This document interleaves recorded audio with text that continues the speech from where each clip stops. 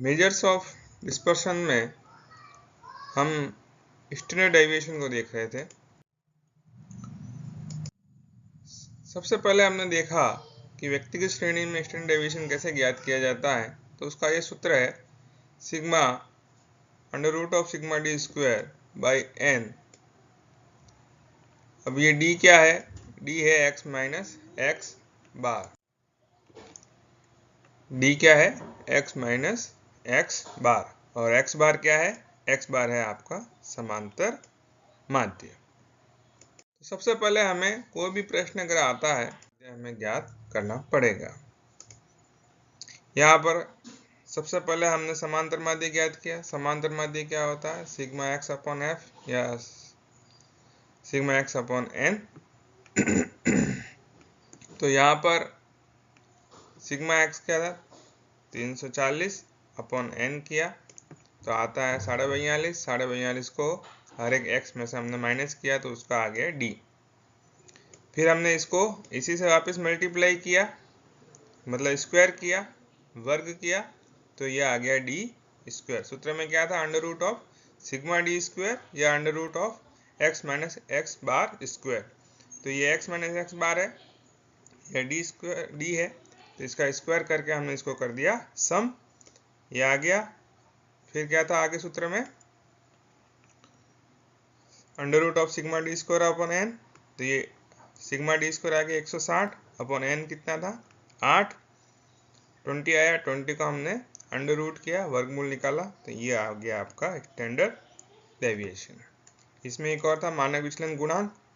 तो जो standard deviation से जो मान प्राप्त होता है उसमें हम समांतर माध्य से विभाजित करते हैं तो वो आ जाता है आपका मानक विचलन गुणांक।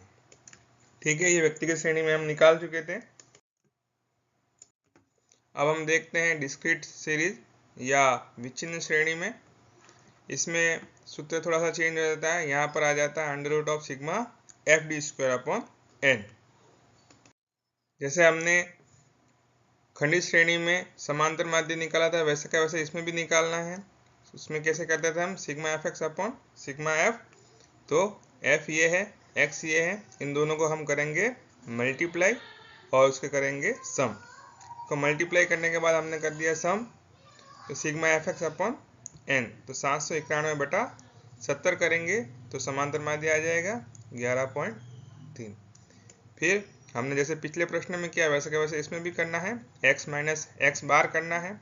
यह आपका x है, x बार हमने ज्ञात कर लिया है, तो x में से x बार हम माइनस करेंगे। अब हमें इसका डी स्क्वायर करना है, इसको इसी से मल्टीप्लाई करेंगे।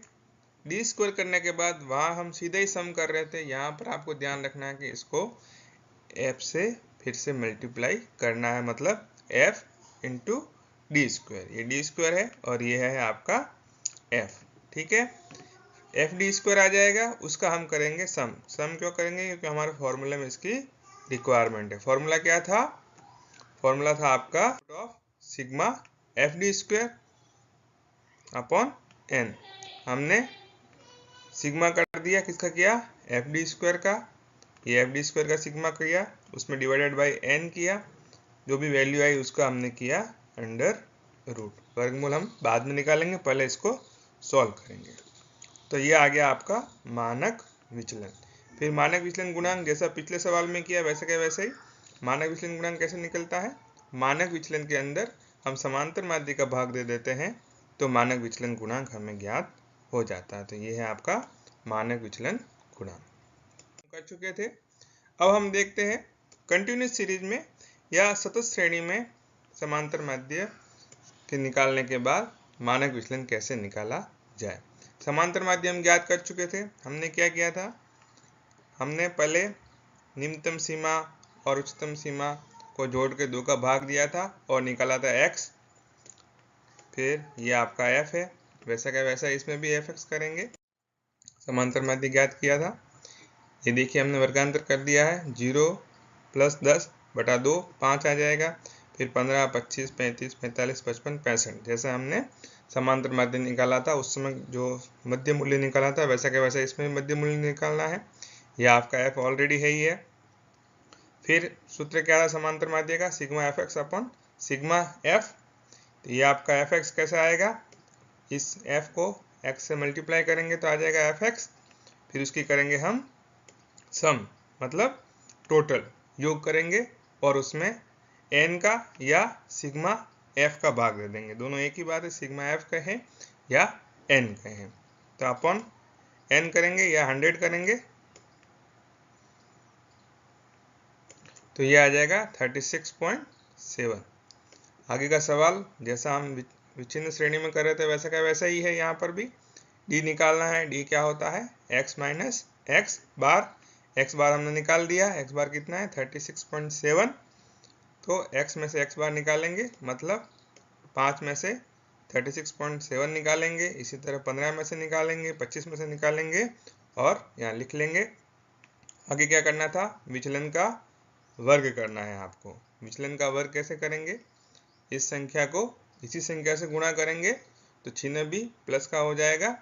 तो ये आ जाएगा आपका डी स्क्वायर। सभी के लिए आपको ऐसे करना है, 31.7 into 31.7, 21.7 into 21.7, 11.7 into 11.7, 1.7 into 1.7, 8.3 into 8.3, 18.3 into 18.3 और 28.3 इंटू 28.3 करना है।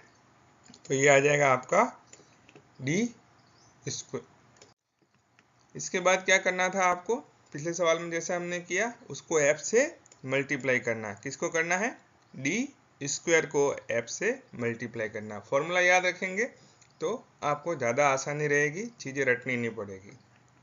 फॉर्मूले में क्या था, under root of F D square upon N था।